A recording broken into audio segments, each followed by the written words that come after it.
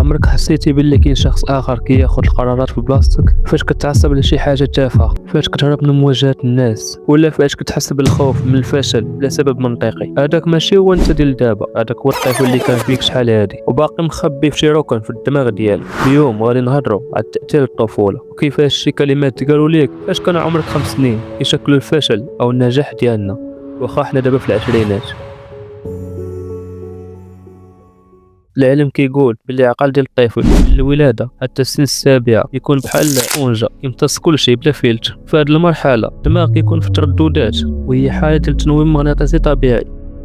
الا كبرتي كتسمع كلمات انت ما دير والو، شوف الجيران احسن منك ولا سكوت ما تهضرش. العقل ديالك كيقيد هاد الشيء كحقائق مطلقه، كيبقاش مجرد كلام بل كيولي برنامج كيسير حياتك. ملي كتكبر وكتجي تبغي تبدا مشروع جديد او علاقه جديده، هذا البرنامج كيخرج وكيمس ليك حبس انت اصلا كنت دير والو.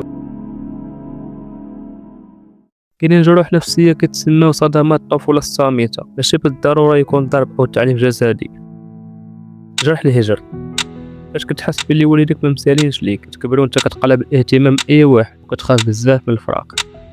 جرح الظلم، بحال الا شفنا في صورتنا فاش كتحس باللي كاع الناس ضدك، كتكون بشخصيه دفاعيه ديما واجد الهجوم حيت كتوقع الغدر من كلشي.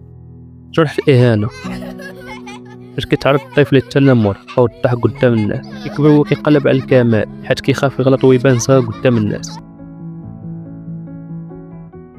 واش حنا محكوم علينا نبقاو سجناء لهذا الماضي؟ اكيد لا. الخطوه الاولى هي الاعتراف، خاص تجلس مع داك الطفل في الداخل ديالك وتفهم الجرح ديالو. تمرين بسيط، فكر في شي حاجه كتعصبك بزاف دابا، سد عينيك وسول راسك هاد الاحساس فوقاش اول مره حسيت بيه فاش كنت صغير. ملي غادي تلقى الجواب غادي تبدا تفك في العقده ديالك. انت دابا هو الراشد وانت اللي خاصك تحمي هذاك الطفل، طمنو دابا راه كبر على يقدر يدافع على راسو. الماضي ديالك صنع الشخص اللي انت عليه دابا، ولكن الوعي ديالك هو اللي غيصنع الشخص اللي غتولي عليه غدا.